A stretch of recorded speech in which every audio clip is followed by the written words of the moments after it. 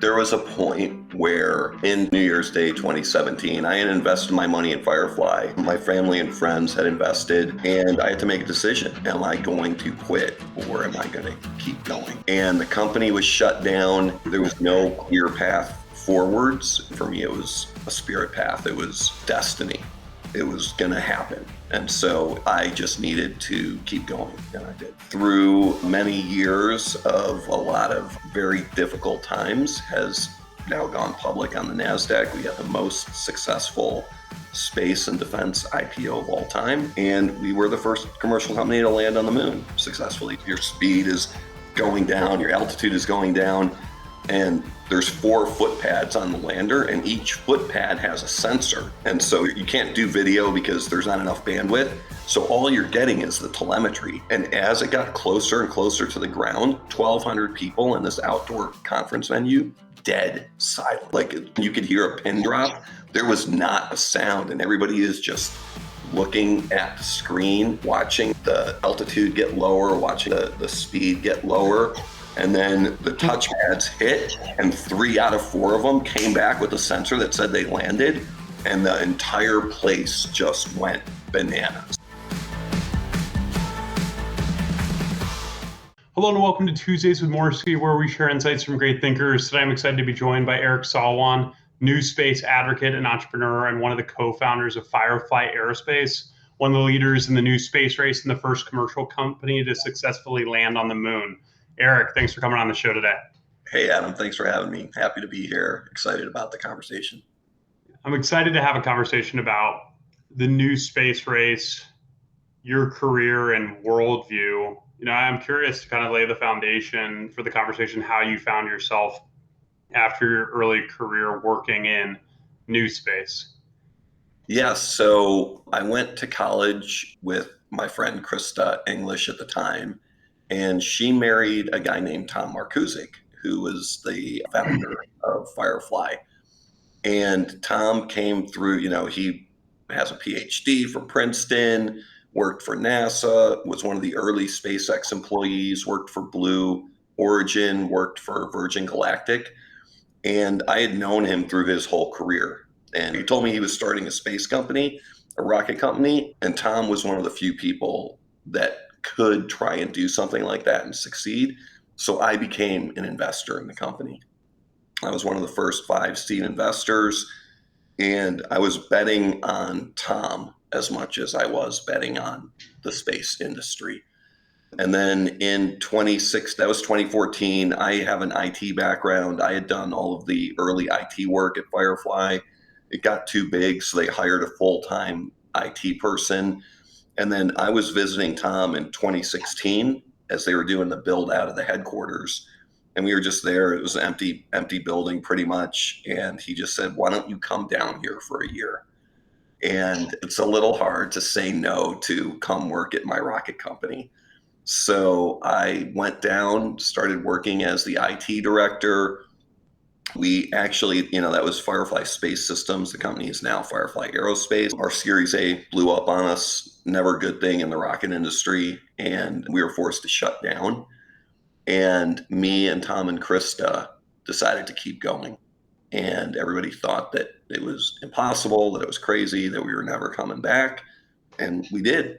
And now, Firefly, through many years of a lot of very difficult times, has now gone public on the Nasdaq. We had the most successful space and defense IPO of all time. And we were the first commercial company to land on the moon successfully, as you said in the opening. Wow. And yeah, from my own experience working in tech startups and, reading, that the book that comes to mind is that Ben Horowitz, The Hard Thing About Hard Things.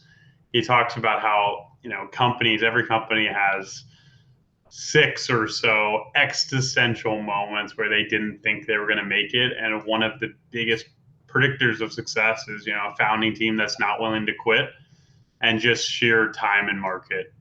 Yeah. And I will say, there was a point where in 2016, like New Year's Day 2017, I had invested my money in Firefly. My family and friends had invested, and I had to make a decision. am I going to quit or am I going to keep going? And the company was shut down. There was no clear path forwards. And I made the decision that I was just going to keep going until someone dragged me out of there. Like, we were going to get shut down. There was going to be a court order. There was going to be like the sheriff shows up. We were going to get evicted, which we did get evicted, but we still just kept going. And once I made that decision, I just went with it. Like there's many things. I'm a spiritual person. For me, it was a spirit path. It was, destiny. It was going to happen. And so I just needed to keep going, and I did. Yeah, I think people underestimate and the kind of the rise of founderhood. And I know from like my friends that have gone to MBA programs, you can't do an MBA program without leaving as a founder. I think people really underestimate the amount of personal risk and also just the opportunity cost of building something like this.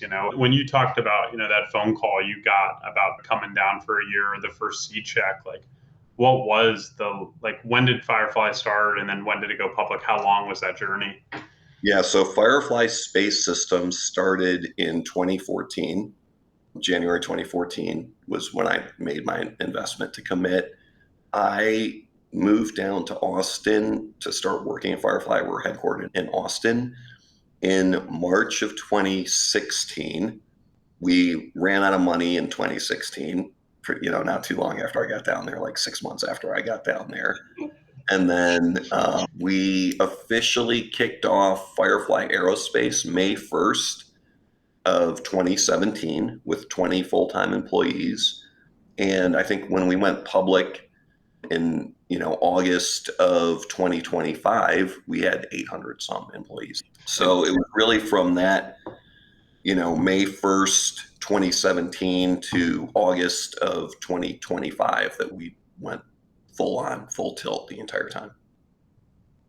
And realistically, like that's, given I imagine the project cycles, which we might get into some of that, like pretty fast to do that. I mean, can you talk a little bit about what it looks like to like keep going, keep building? Because it's like, the capital investment in this thing has to be enormous. It's not like keep going, keep building, your plumbing company where you don't even need a truck or you could do the jobs yourself and you're just hoping the phone rings. Like, what does it look like to keep going and keep building when the capital investment to do something like this is so high?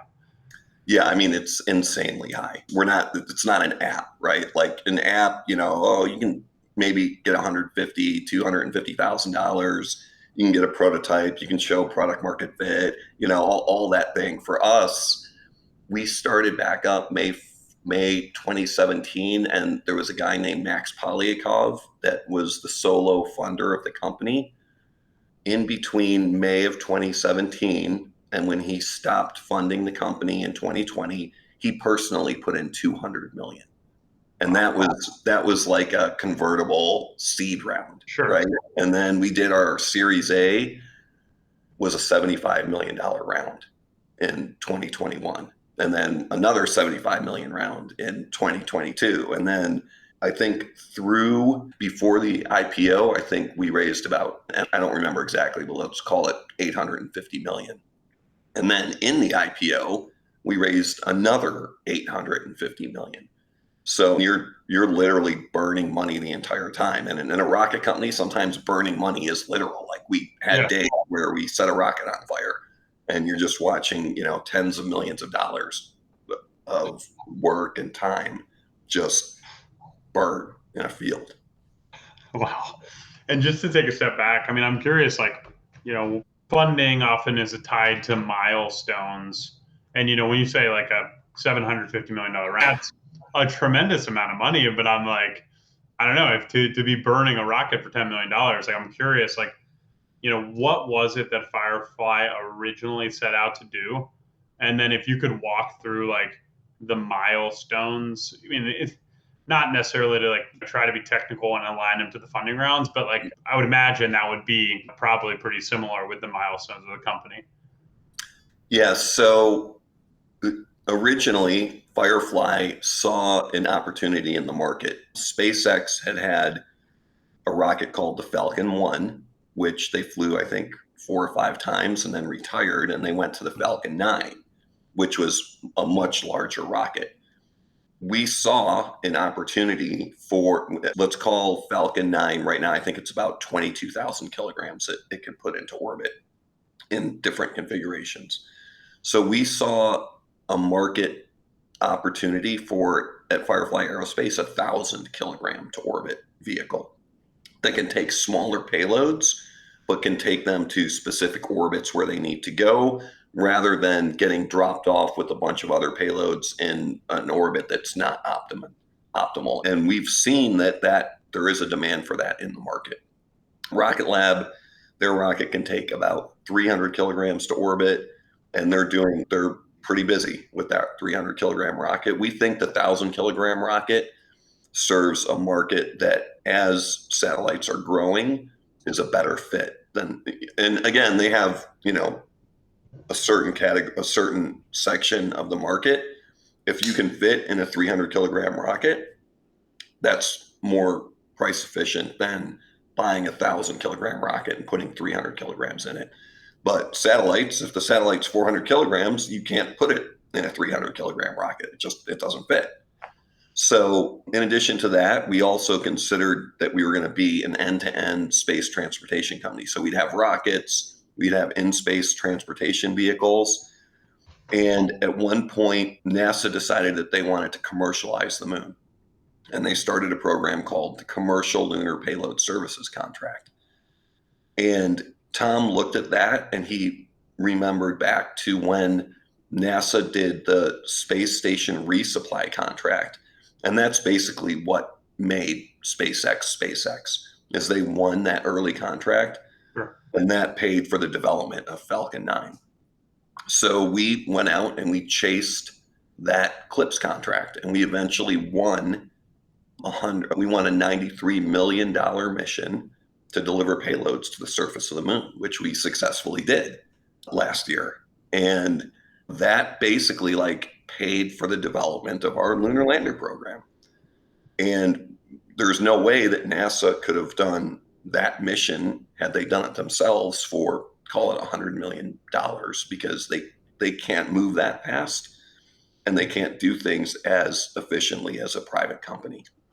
So now we have the ability to land on the moon. And before Firefly did that successful mission, only countries had ever successfully landed on the moon. And Intuitive Machines and a few of the other companies have landed, but they haven't, been able to complete the mission. They've fallen over or they've crashed on landing.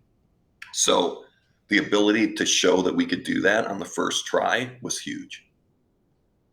And so those are some of the milestones that we've achieved.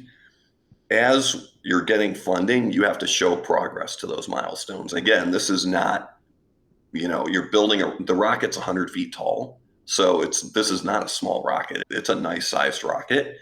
And you have a lot of milestones that you have to hit before you can actually get to the launch pad. So we were showing that progress to people as we were raising money. And then in between our Series A and our Series, and this is, the Firefly story is pretty crazy. So there is a documentary. I convinced the guy as we were doing this that he should make a documentary on Firefly. So he literally followed us for 7 years filming. And which, what he thought it was going to be 7 years. He was like, oh, I'll be in this for a couple of years. It's going to be from right now when we start until you guys build the rocket and get to space. And it took a little bit longer than anybody thought.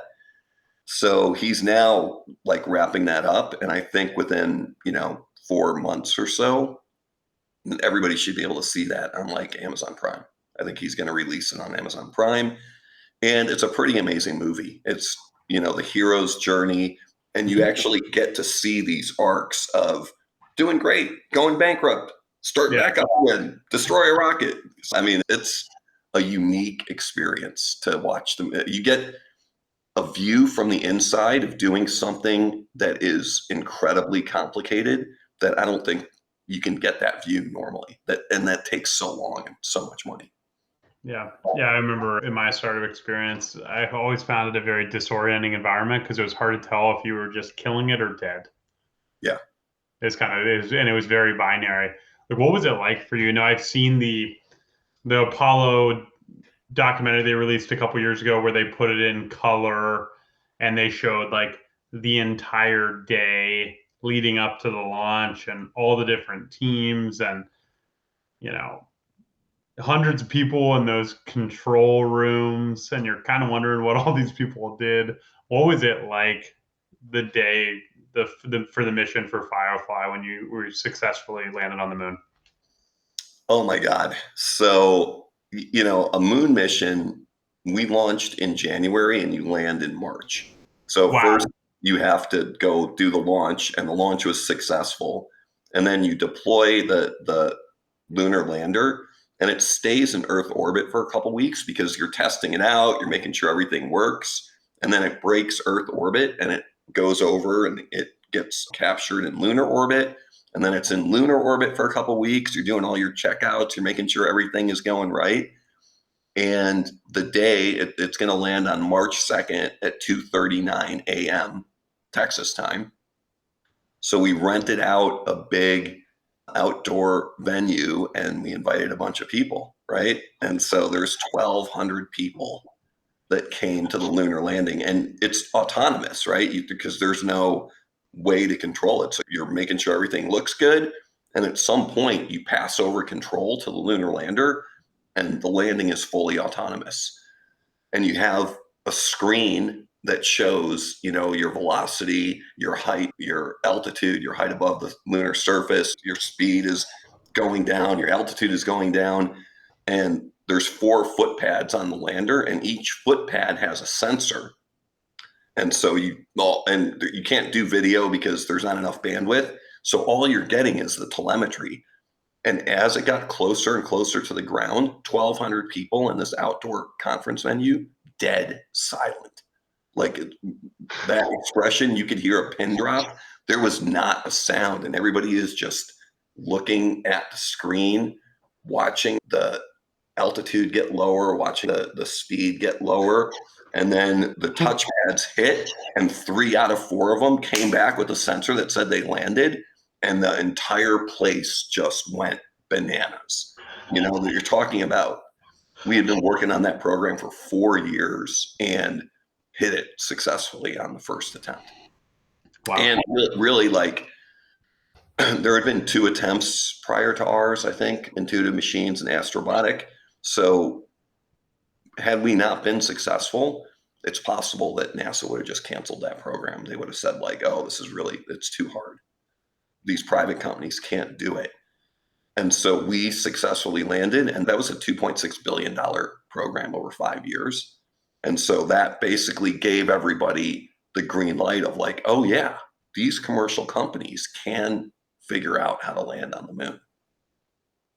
Wow. Yeah, I love that picture you painted. What is like I feel like landing on the moon what is like somewhat I think it's so far out, it's hard to comprehend, and then it's probably a little diminished by the success we had in the 60s, when it looked like some of the materials they're using, it looked like aluminum foil and such. Yeah. Like, can you talk a little bit about like what you learned about like the 60s and like if we were able to do it then, why is it still so challenging today?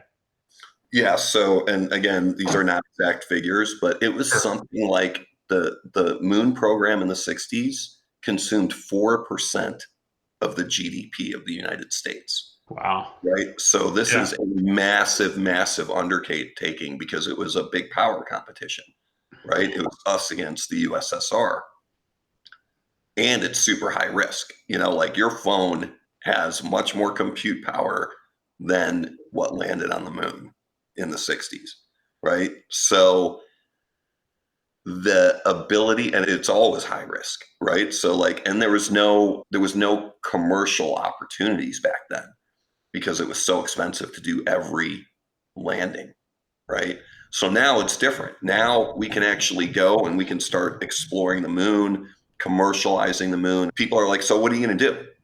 And I'm like, when the first ships sailed over to the United States and they landed and they're like sitting there and they're probably like looking around and people are like, well, what are you going to do?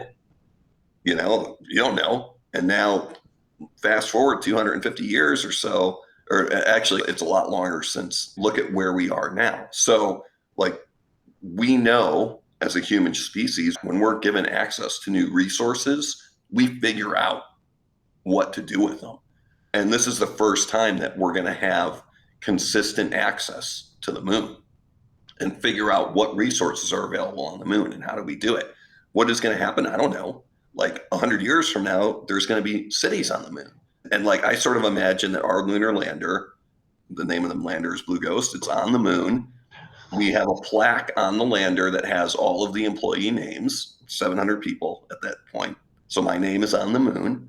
And like in my Eric brain, like I look forward like 50 years or 100 years, and I can see like, oh, there's going to be like a kindergarten on the moon, and they're going to take like a Roligan with a bunch of like little kindergartners in their spacesuits, and they're going to go look at the Firefly Blue Ghost Mission 1 lander that, was the first commercial lunar lander, and it's going to be, historic relic that is there that people are going to look at and they're going to be like, who the hell were these crazy people that just decided that they were going to go land on the moon? And that, we're at the very beginning of that. The first episode I did of this show, like 4 or 5 years ago, was with a entrepreneurship professor that was at DePaul and then moved, and he's at University of Alabama, Birmingham. Patrick Murphy's his name, but he wrote a book about comparing the great seafarers from the Age of Discovery, Magellan, Columbus, Cabot, etc.,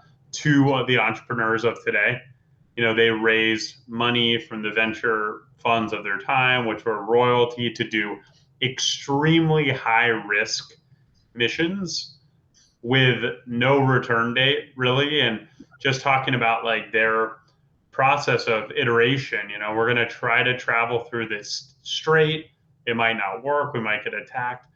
And then his other angle he talked about is how the very skilled captains were trained at managing mutinies, which I thought was really interesting. But when you were talking about the seafarers and, going out to do something unknown, like that story came to mind. Yeah. And that's how I think about it. And the ability for us to do that, like we wouldn't have been able to do that if NASA hadn't have done that program, right? Mm-hmm. Like for us to go out and tell investors, hey, we need $100 million to go do this lunar landing, and we don't know what's going to happen in the future. They're going to be like, why? And now, because NASA is sort of creating that program and creating those opportunities, we can now say, yes, there's this NASA program. It's $2.6 billion. We're going to learn how to do it. We can get additional lander contracts. And now the commercial companies that want to go explore and experiment on the moon, they can now go tell their investors, if you give us money and we build this thing, then Firefly will deliver it to the moon for us. Because before, people would be like, well, how are you going to get it to the moon? Yeah. There was no way to get it to the moon. So like this, it all is and that's why they call it commercial. That's why the commercial lunar payload services contract, that's why that was created, to like prime the pump and to seed that lunar economy. And we're now seeing, like, we have people, commercial companies that want to do moon missions.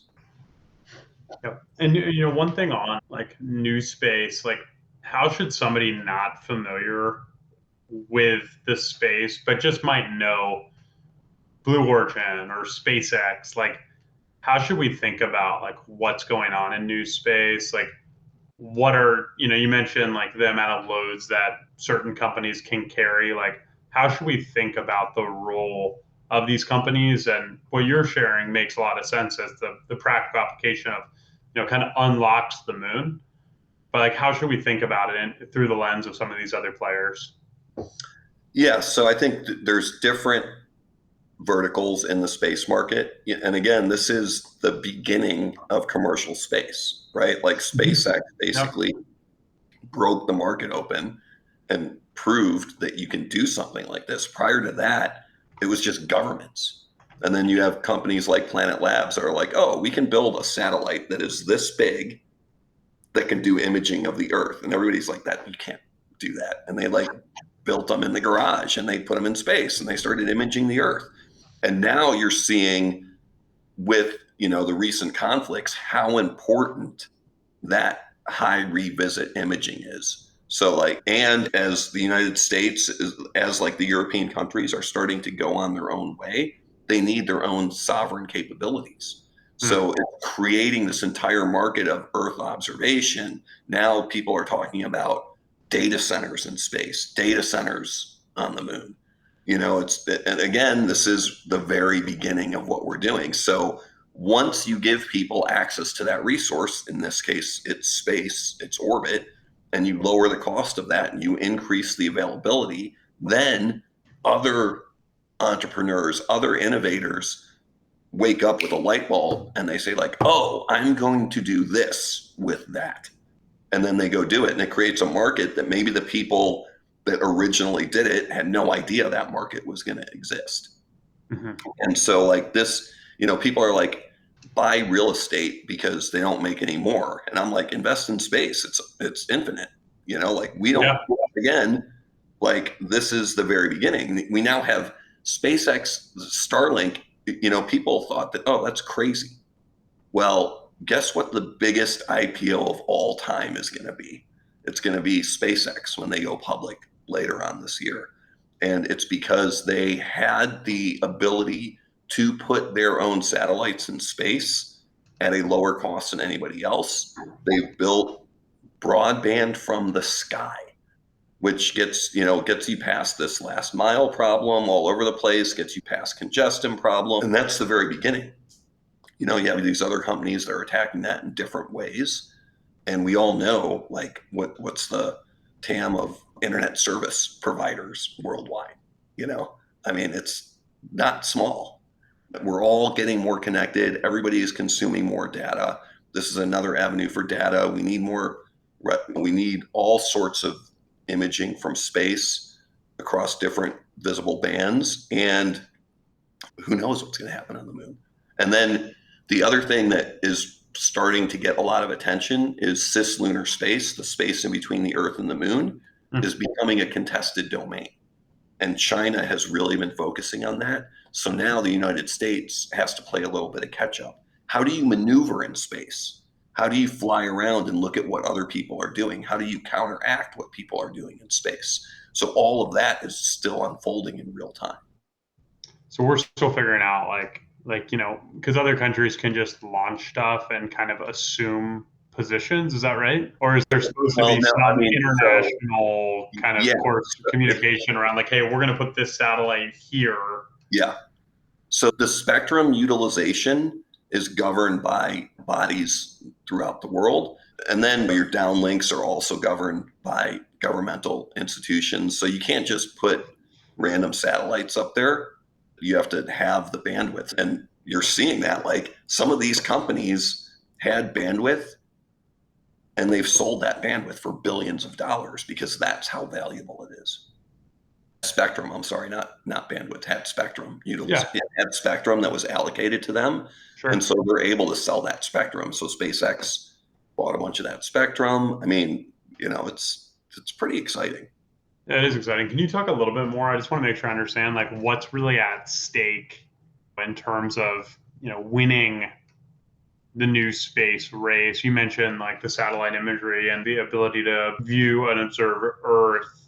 Obviously, there's also stuff with connectivity. What else should people be thinking about just to get, more informed on this? Yeah, I mean, those are two of the big ones, internet from the sky and imagery.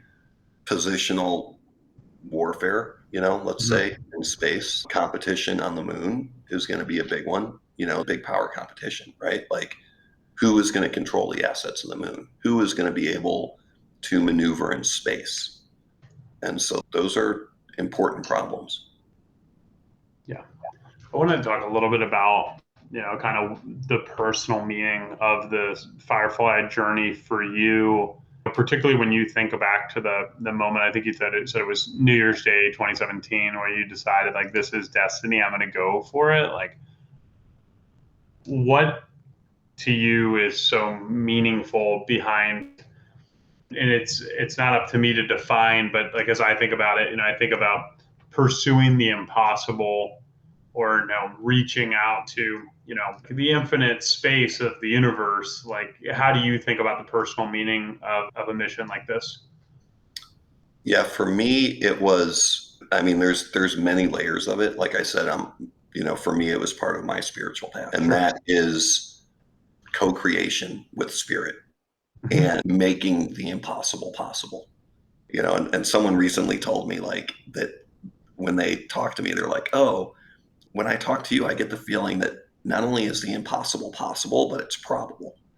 And I was like, oh, that's a nice thing to say. And like, we were really blessed that some things aligned for us in ways that saved us multiple times. The other thing is being part of the history of man's exploration of the universe, right? Like, both of my parents are immigrants. I grew up, without a lot of money, and my name is on the moon, right? This is that thing that throughout all human history, there's only two things that everybody can see, like the sun and the moon and the stars, Yeah. but that moon has been the center of religions. It's been the center of, people's heart and life. And we reached out and we touched it. And so to be a part of something like that, to be a part of a company that can build a rocket and put it into space is, a unique opportunity. And so like when I am there trying to decide whether to go forward, all of those things go through your mind, right? Like one of the biggest indicators of raising people out of poverty is access to information. And broadband from space allows people that don't have access to information access to the accumulated total knowledge of all human history. Mhm. Right. And so like we use the internet and we use the compute to make cute cat videos, right? Like other people, when they get access to that, like they're like figuring out how to build windmills to get power where there's no power. Yeah. And so like one of the things is I'm sitting there and I'm like, okay, maybe we're not going to do that, but maybe we're going to help that. So this thing that we're doing could help lift people out of poverty, could help. And at that time, there wasn't even a moon mission, but could help man explore the universe, could help us take the next step. Like our next moon mission is we're going to put a lander on the dark side on the far side of the moon, and it's going to have a radio telescope that is going to look out into the origins of the universe. And they think that it's going to be able to detect signals from 300 million years after the Big Bang. So that delivery service that we can provide could enable humans to learn information about the universe that they've never known before. And so that's like, you know, I ran an IT consulting company before I did this. So it's like, it's a different scale of impact. Yeah. Wow, that's pretty amazing. And so it's really special in terms of your own personal journey. Like, if you get invited to speak to, students, like what are the lessons that you've learned that you would want to share with a group like that? Yeah. I mean, I think a huge lesson is who you're doing it with. Hmm. It's critical. It's because, especially when you're doing something complicated and complex and hard, and you have to have trust in the people that you're with. We had people quit. We had people just give up at the very beginning. And we had other people that stuck through it, through thick and thin, and helped create it. And so really being careful who you're tackling these projects with, especially if they're super complex. I think it's also supporting those people. It's realizing that when people decide that they, maybe like I'm not the visionary for Firefly, right? But when people go and they support the visionary, like that's an obligation on the visionary to support those people too. Mm-hmm. Right. And so you can't do something like this on your own. You have to do it as a team, and the team all has to be going in the same direction. And the amount of money that it takes to do this is incredible. You always have to be getting the message out. You have to be sharing the vision. And, my biggest successes at Firefly has been in that avenue of just nonstop sharing the vision of what we're going to do. And even when people can't help me in that moment, if I can get them excited about what they're doing, if I can enroll them in my vision, in our vision, they can get somebody else that they know that I don't know to help us. And that happened at Firefly. When Max Polyakov funded us with $200 million, he gave up his green card and he couldn't fund us anymore. And we were running out of money. And I reached out to some of my friends who weren't investors in Firefly, but expressed interest in Firefly and said, hey, if there is ever anything I can do to help you, let me know. And I was like, we need help. And they went out and they found their friends and they told their friends, this is a company that you should invest in. And their friends invested in Firefly. And out of the $175 million that we raised in the Series A, including $100 million that was a secondary that went to go buy down Max, 170 of it came from two of my friends that went out and they reached out to their friends and they got their friends to invest in Firefly. Because those guys, their friends don't know me and they can't trust me, but they can trust their friends that says this company has what it takes to do it. And so building networks, trusted networks, you don't know where that leads. The network effect is incredible. Can you talk a little bit about, I'm curious about the personal sacrifices people made. I know it's not uncommon, hey, you're going to get paid. It's just might be a couple weeks or a couple months or, stuff like that. And then kind of in parallel, if those 3 or 4 sensors don't go off, was it for Firefly? Was it this was the shot? You took your shot, you hit the shot, and if you don't, you probably don't get another chance. And the story's just different. Yeah, I think that at that point we had already won another lunar lander mission, so we had shot number 2. Got it. Already under contract. But if we failed, and then Intuitive Machines actually after us had another failure or another, they landed, but then they fell over. So that would have meant, so then at that point, 3 out of the 4 missions had not been successful. We had the only successful one. And, the CEOs of that company had to go sit in front of Congress and advocate for the program and talk about how important it was. There's a big difference in between having one mission that was fully successful out of 4 and having 0. And so, there was a big chance that had that mission not been successful, we all had contracts to do other missions, but they could have just pulled the plug on the whole thing. Sure. Well, you guys are 0 for 4. We don't think that it's possible. And so your future contracts are also canceled. So that's the stakes that you're playing. Would our company have survived? Yes.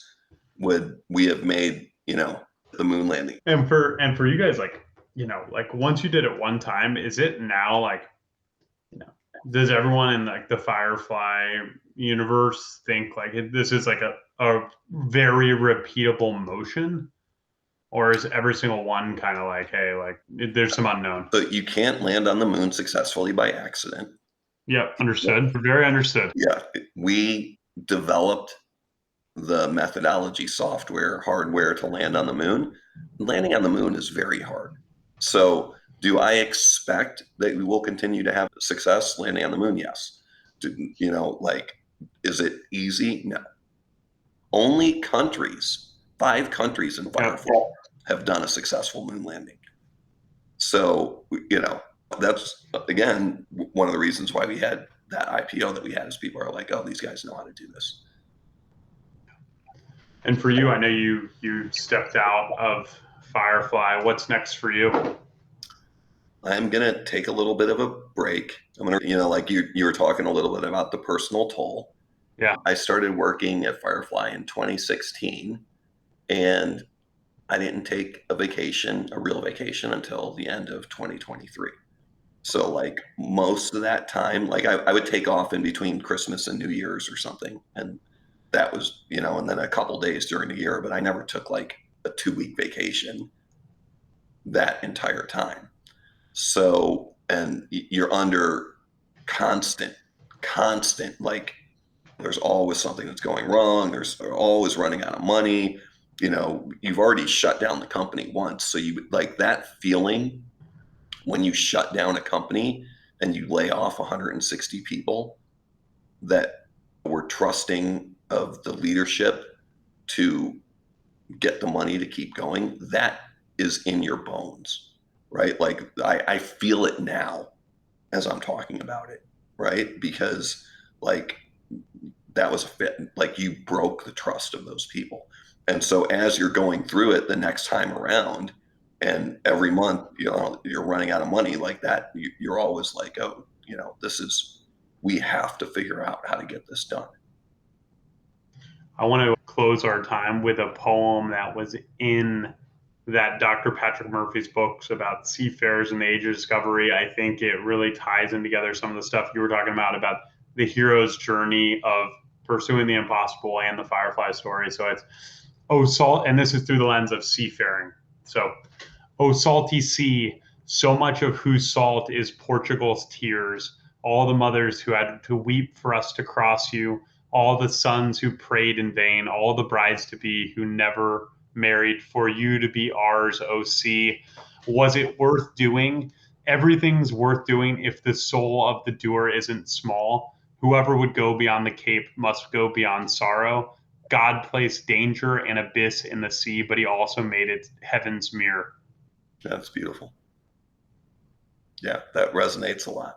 Yeah. Well, Eric, you've been so gracious with your time today. What's the best way for people to keep up with you and the work you're doing? Follow me on LinkedIn is probably the best way. Like I'll do updates when the movie comes out. I'll make sure that I put that on my LinkedIn. And I think people are going to love this because it's not only Firefly's journey, but it's the entrepreneur's journey, and really in a pretty massive undertaking for the guy that made the movie. Awesome. Well, we'll have links to both those in the show notes. Eric, thanks so much for coming on the show. Thanks, Adam. Great to be here. Thanks for listening to Tuesdays with Morrisey. That conversation was with Eric Salwan, co-founder of Firefly Aerospace, one of the leaders in the new space race and the first commercial company to successfully land on the moon. What I enjoyed about the episode was hearing about the Firefly journey and Eric's personal mission around pursuing the impossible and reaching out to the far limits of the universe. If you enjoyed this show, share it with a friend, and we'll see you here soon. Thanks so much.